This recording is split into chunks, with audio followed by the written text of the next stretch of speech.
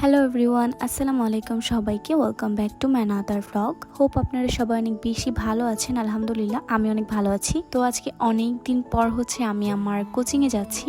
আর ইদানিং আমার এত বিজি ডেজগুলো যাচ্ছে যে আমি ঠিক মতো আমার কোচিংগুলো অ্যাটেন্ড করতে পারছি না। তার মধ্যে ব্লগ তো একটা বিলাসিতা মাত্র। আমি যে কত ভিডিও ক্লিপ নিয়ে রেখেছি, শুধু এডিট করা হচ্ছে না। যাই হোক, আজকে ফাইনালি একটা সুযোগ পেলাম আপনাদের সাথে একটা ছোট ব্লগ শেয়ার করার। ভাবলাম এতদিন পর কোচিংয়ে যাচ্ছি, আপনাদের সাথে একটা মিনি ব্লগ শেয়ার করেই ফেলি। ঘুম থেকে উঠে এখানে একদম রেডি হয়ে রওনা দিয়ে দিলাম। যাব কলাতিয়া। সেখান থেকে বেসিক্যালি আমরা 3 বান্ধবী একসাথে হয়ে দেন মোহাম্মদপুর থেকে একদম ইউসিসি কোচিং সেন্টারে। আমি সব সময় যাওয়ার সময় লেট করি, আমার সব সময় লেট হয়, বাট আজকে আমি এখানে এসে প্রায় 1 ঘন্টার মতো ওয়েট করেছি ওদের জন্য। একটু কম হবে, যাই হোক। তার মধ্যে আমি সকাল সকাল কিছু খেতে পারি না, এই জন্য আমি কিছু না খেয়ে বের হয়ে গিয়েছি।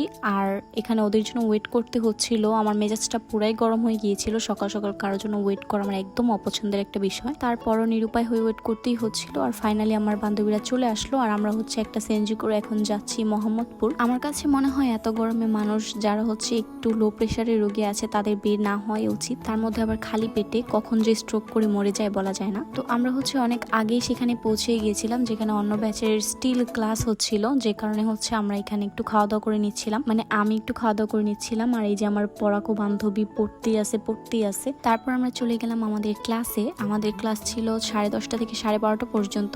গিয়ে দেখি এখনো স্যার ক্লাসে আসেনি। সেই সুযোগে আমি একটু সবার ভিডিও ক্লিপ নিয়ে নিচ্ছিলাম, আর এখনো হাফ স্টুডেন্টসরা আসেনি, বাট ধীরে ধীরে এগুলা একদম বেঞ্চগুলা ফিল আপ হয়ে যাবে। আর এদিকে আমরা সবাই মিলে একটু আড্ডা দিতেছিলাম, নতুন বান্ধবী বানায় একটু আড্ডা দিতেছিলাম আর কি। কারণ ক্লাস শুরু হওয়ার পর না আমরা মোবাইল ইউজ করতে পারবো, না কোনো আড্ডা দিতে পারবো। একদম একটা না 2 ঘন্টা ক্লাস করতে হবে। কিছুক্ষণ ক্লাস করার পর এখানে আমাদের একটা ক্লাস টেস্ট নিয়ে নিচ্ছিল।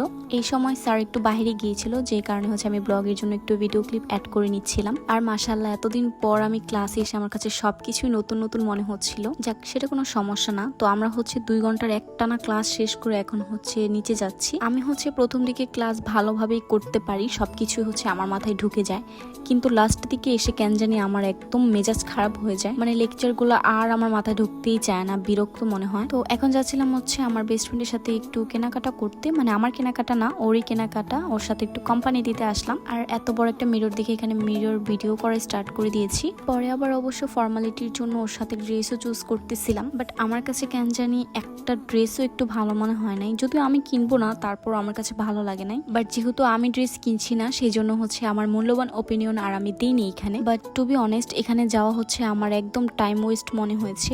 তার মধ্যে আবার আমার কিছু কাজ ছিল। তো এখান থেকে আমি গতবার যখন কোচিং এ এসেছিলাম একটা কাপ নিয়ে যাই। তো কাপটা আমার মামনির অনেক পছন্দ হয়, তাই ভাবলাম আরো 5টা কাপ নিয়ে এখান থেকে একটা সেট করে ফেলি। আর দেখেন, এই কাপটার ভিডিও করার সময় আমার হাত থেকে পড়ে কি যে একটা অবস্থা হইতে যাচ্ছিল, আমি তো ভয়ে শেষ, কারণ জরিমানা দিতে হতো। আর এদিকে দেখি পিঠার স্টল, বিশেষ করে এই চিতই পিঠাগুলো দেখে আমার এত লোভ লাগতেছিল। যদিও আমি জানি বাইরের খাবার খাওয়া একদমই ঠিক না, আমার অনেক প্রবলেম হয় বাইরের খাবার খেলে। তারপরও আমি নির্লজ্জের মতো এখানে 2টা পিঠা নিয়ে নিয়েছি। শুধু আমি না, আমার বান্ধবীও এখানে আমার দেখা দেখি খাবে।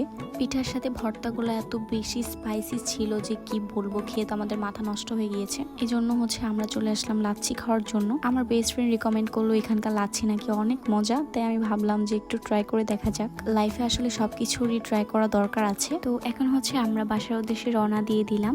আজকের ব্লগটা এই পর্যন্তই। সবাই ভালো থাকবেন, সুস্থ থাকবেন। খোদা হাফেজ and thanks for watching. Tata, bye by.